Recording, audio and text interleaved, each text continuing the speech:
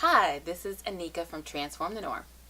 So Valentine's Day is fast approaching, and I was thinking a lot about love through the lens of Valentine's Day and yoga. So Valentine's Day, as we know, is this commercial holiday to celebrate love. And I remember when I was a little girl, when I go to school, I'd have little Valentine's Day cards for everybody. And Valentine's Day seemed much more inclusive then.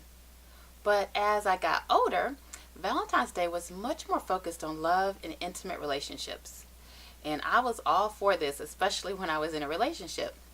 But if I'm honest, I was a lot less excited about Valentine's Day when I was single. And does love only matter when we're in a relationship? Valentine's Day has a more narrow scope when it looks at love. And I feel like it kind of leaves out things like love of family or friends, things like self-love or even universal love. And so what I appreciate about yoga is that I feel like it has a much wider view of love.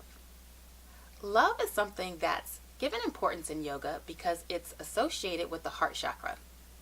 So if you're not familiar with chakras, they're considered to be these energy centers that are located throughout the body, and they represent these different states of being that range from survival mode all the way to enlightenment. And the heart chakra exists right at the center of the chakra system.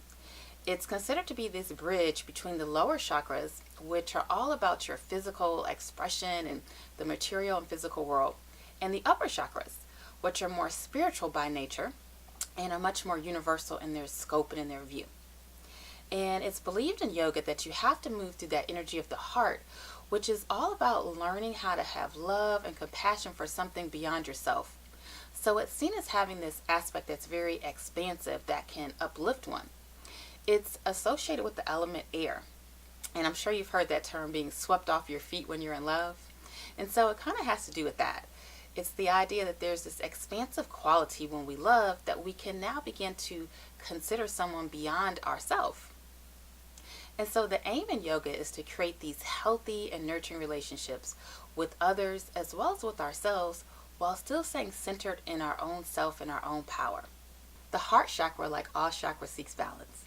A balance between giving and receiving love, loving self, and loving others. Finding this balance and learning how to develop that love within you is seen as being an important step in your own personal journey within yoga. And at the end of the day, love matters. It matters whether you're young or old, whether you're single or in a relationship. We all want to feel like we're loved and we're connected. And we often think that we can only find love through relationships with others. And that's certainly an important and beautiful source of love, but it's not the only one. Yoga reminds us that within each of us is this wellspring of love that's waiting to be developed, that we can always tap into. And I think that's such a powerful thing, especially these days. As I look around the world, there's so many messages of hate and fear. We live in a time when there's a need for more love. Love is so powerful. It's something that can move mountains.